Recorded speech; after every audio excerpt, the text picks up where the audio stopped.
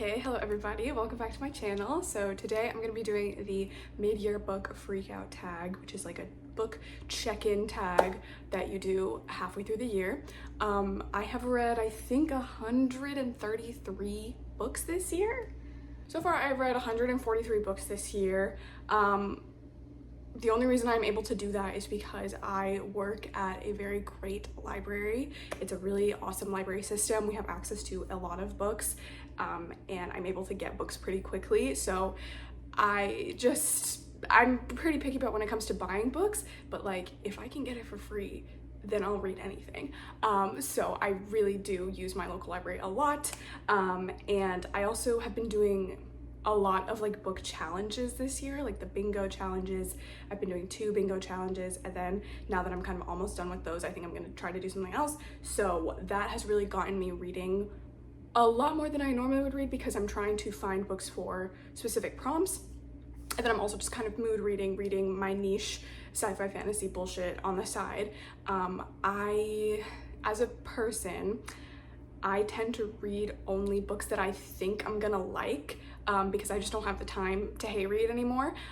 So I really only pick up books that I'm pretty sure I'm gonna like, and sometimes I don't end up liking them, but like I've always gone into a book thinking I'm gonna like this is gonna be for me, and I've never regretted reading a book that I've read, even if I haven't liked it.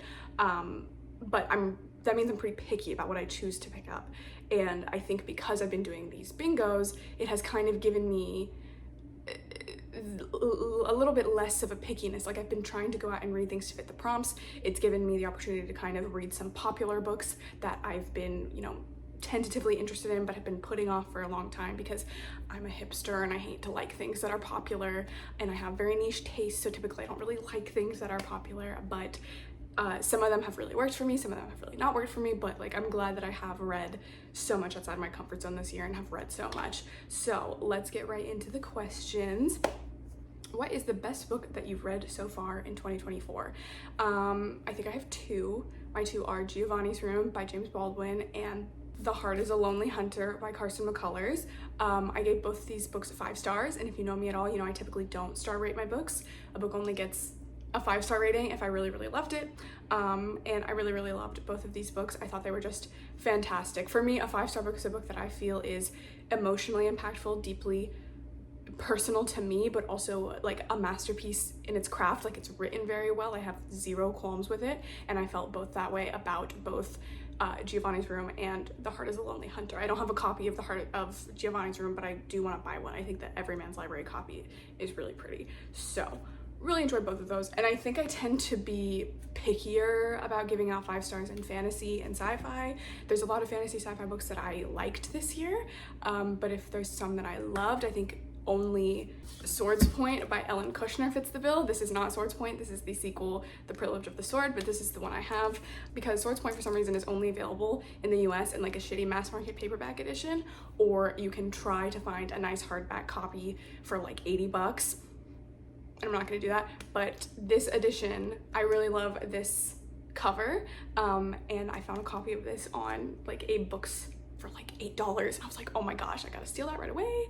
Swords Point, I think, was probably my favorite fantasy book that I've read so far this year. That was just such a surprise and such a delight. I really enjoyed that book, very fun, but it's kind of slightly below Giovanni's Room and The Heart is a Lonely Hunter because I didn't think it was a perfect book. It was just a book that I really enjoyed. So the next question is, what is your favorite sequel of the first half of the year? And honestly, guys, I don't know if I have a favorite sequel. A lot of the sequels that I've read this year have just kind of been mid or just okay. I guess The Privilege of the Sword. I don't necessarily know I would say this is the best. I mean, it's the best sequel I've read this year.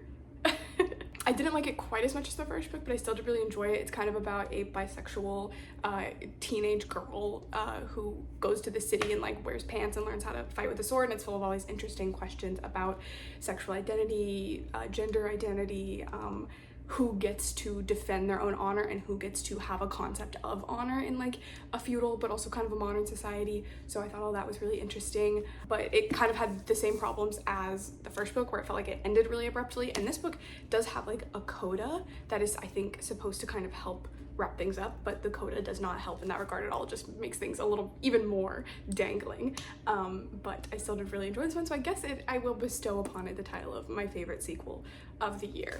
Also, Absolution by Jeff Vandermeer, which is the 4th book in the Southern Reach series. I was really hesitant about this book because, like, let's be real, there are very few and far between good examples of an author randomly publishing a book in a series 10 years after the original series has been finished. Very few examples. I mean, Ursula K. Le Guin did it because she's Ursula K. Le Guin, but a lot of other times it can feel like a cash grab, like a nostalgia bait, money laundering scheme.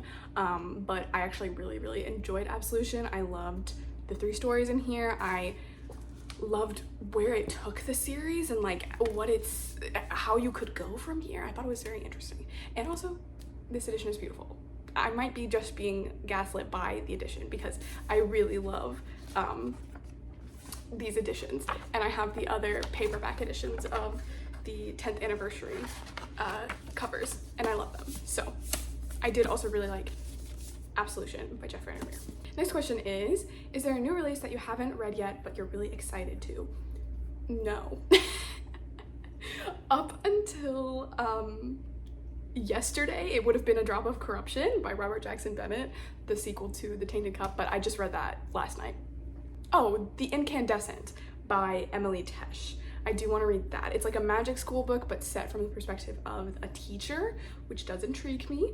And I'm pretty sure the main character is bisexual and has a romance with a woman, which also intrigues me. And I've also read from Emily Tesh before, and I found Some Desperate Glory to be interesting, but just okay for me. A very solid debut fantasy novel, but not necessarily something that was like a favorite of mine and would be, you know, at the top of my mind forever. I think that's it. I think The Incandescent is the only one that comes to mind right now that's already out that I would like to read. The next question is a little bit easier. It's what is your most anticipated release for the second half of the year? 100% Queen Demon by Martha Wells, which is the sequel to Witch King by Martha Wells. This is her return to adult fantasy after she's been writing sci-fi for a very long time, the Murderbot series. I've always said I prefer Martha Wells' fantasy to her sci-fi. I have come around to Murderbot, but I still really do prefer her fantasy, and I prefer her older fantasy, like City of Bones and The Death of the Necromancer, but I really did like Witch King as well. This was, I think, the first book I had read from her. I think I had read All Systems Red and thought it was just okay. And then I read Witch King and I actually really enjoyed it. But I did think that it was a little bit weird that it was marketed as a standalone, because for me it like so clearly felt like a book that needed just a little bit more. Like, it's a full cohesive story, but it ends on kind of nowhere, like, that's it. So I am really glad that I'm pretty sure what happened is that Tor was trying to gauge whether her non-Murderbot books would actually sell well enough to justify like ordering a series from her, and I'm glad it apparently did, because it is no longer being marketed as a standalone. The sequel, Queen Demon, is going to come out in October or November. I can't remember. I think it's October, and I'm really excited. I've already pre-ordered it.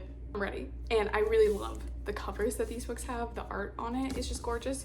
Who did this art? The jacket art is by Cynthia Shepherd, who I think has done a fantastic job, and I'm pretty sure she did matching art for Queen Demon, which is also gorgeous, and I'm really excited for that sequel. Another book that I'm excited for is I think it's called The Night in the Silver Sea by Tasha Suri, who wrote The Jasmine Throne, which I really enjoyed. I read a couple years ago and really enjoyed. I haven't finished the series yet. I read the second book, and then the third book just took kind of a while to come out, and by the time it did come out, I was like, I kind of barely remember anything about this series. I think I might need to fully reread. But I did really enjoy the first book in the series and enjoyed the second. I don't know if I enjoyed it quite as much, but I still want to read the third book in the series, and I like Tasha Suri's writing style, so I'm really excited to read The Night in the Silver Sea, which I believe is a standalone sapphic fantasy about like a knight and a witch or something who like find each other across centuries. I don't know. All I know is that the cover is absolutely gorgeous, and I'm interested because of that. I also am excited for the sequel to When Among Crows, which was Veronica Roth's like novella about Polish modern monster hunters, which actually I really enjoyed. I did not expect to enjoy it because I hadn't read anything from her since, you know, I was 13 and reading the Divergent series, but I actually really enjoyed that little novella, and I thought it was very interesting, and I really liked the characters, and I was surprised at the fact that it took a gay left turn in the middle of it. I really expected it to go a different way, and I believe there's a sequel to that coming out in, again, October, November. I think this one is November. So I'm excited for that one as well. I believe it's called, no, I don't remember what it's called. I'll find out and I'll put it up here. And that one also has a really pretty cover, so.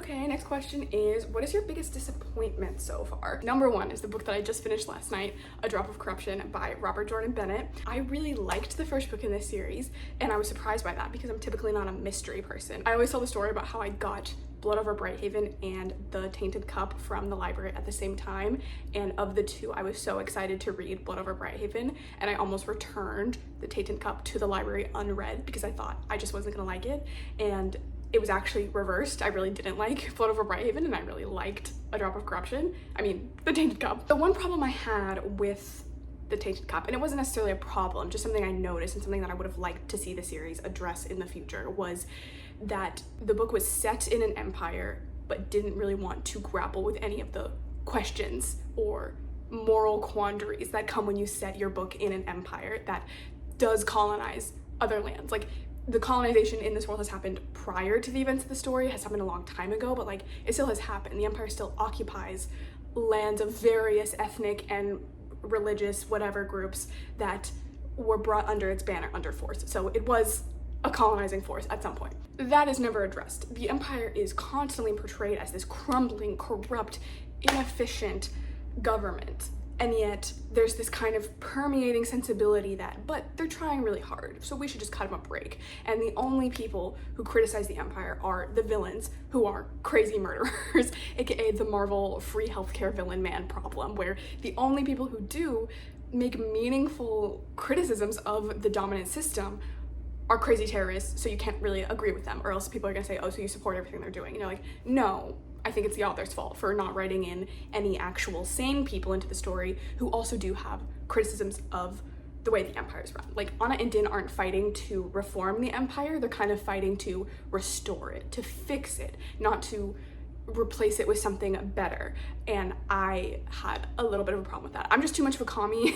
I'm just too anti-empire myself to believe that you can have a story in which there is a good empire. Like, the empire in this book isn't an outright evil one, but empire in and of itself is a harmful form of government.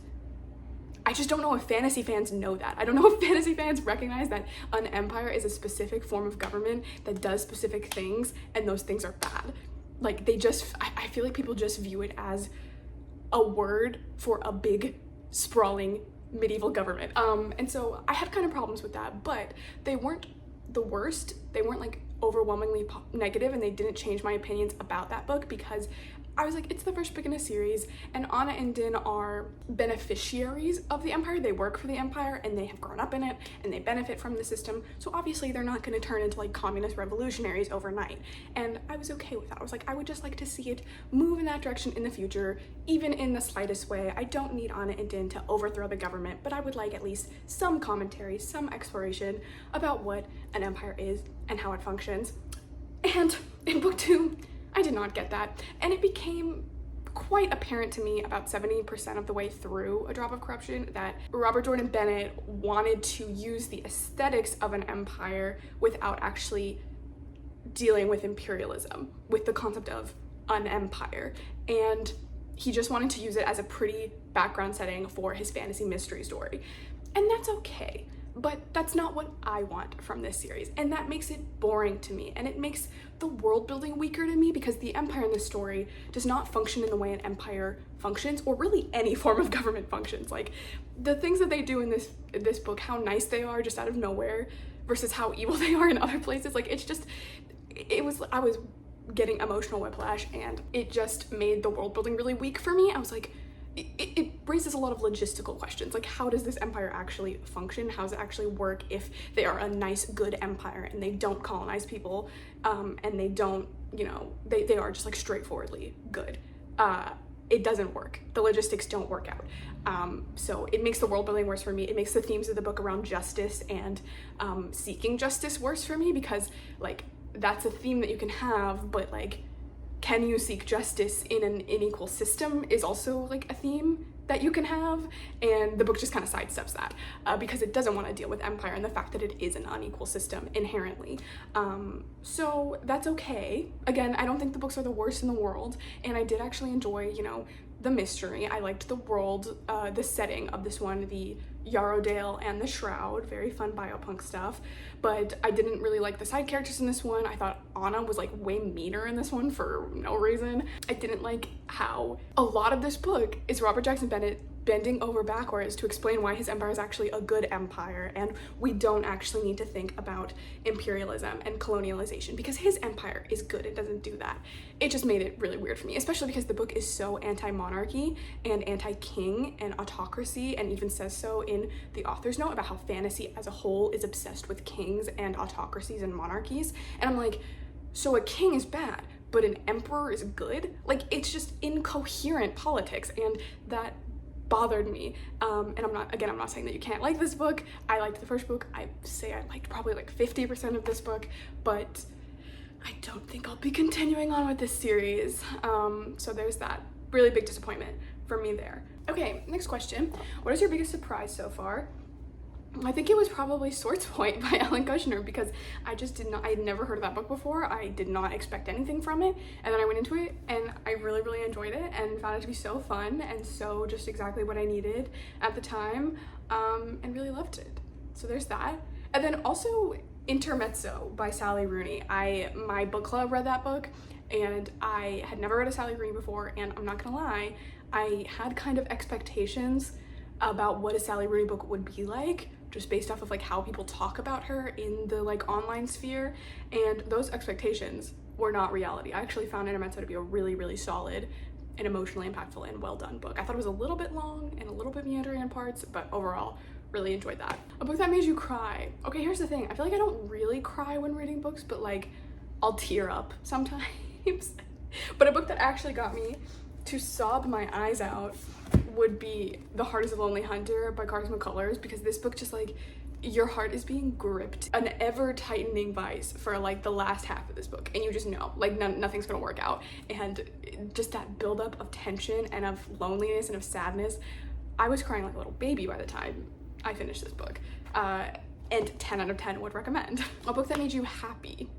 I don't know, I hate being happy. I can't say Swords Point again, but I think that's probably the answer. Yeah, I think it's probably Swords Point again, because that book just was so fun, and I was just like giggling the entire time I was reading it. The next question is, what books do you want to read by the end of the year? And now that I'm almost done with my bingos and my various challenges that I'm doing, I have decided that I want to read all the shortlisted books for the Ursula K. Le Guin Prize for Fiction for 2025, which would be Rake's Fall by Vajra Chandrasekhara, Archangels of Funk by Andrea Hairston, Blackheart Man by Nalo Hopkinson, The Sapling Cage by Margaret Killjoy, The West Passage by Jarek Petacek, Remember You Will Die by Eden Robbins, North Continent Ribbon by Ursula Witcher, and The City in Glass by Nevo is also nominated, but I've already read that book. So I'm interested in reading the other ones. I think I definitely want to read The West Passage and Rake's Fall, just from like word of mouth marketing and like what I've read, like what the little blurb on the website says about them. Those both seem the most interesting to me, but I'm also I want to read all of them. I've heard of Nalo Hopkinson. I'm pretty sure I've read a couple short stories from Nalo Hopkinson in my science fiction short story class. And then Remember You Will Die sounds interesting because like it's a story composed of obituaries. And then North Continent Ribbon, ironically, because it's by someone named Ursula, sounds the most like something that Ursula K. Le Guin would write, and I'm a big Ursula K. Le Guin fan, so I do want to read that one as well. Okay, so those are all the questions. That's my mid-year book freakout tag. I'm not really freaking out. I feel good about what I've read this year and how I've read it, and I'm just excited for the second half of the year because I really do think that there are a lot of great releases coming out in the second half of the year, things that I'm excited about, authors that I love, and I'm raring to get to those, something to look forward to in the second half of the year, definitely. And I would love to hear what you guys have read this year. If you have any answers to these questions. If you want to tell me about what your best book and biggest disappointment were this year, I would love to hear it. So thank you so much for watching this video, and I'll see you in the next one. Bye.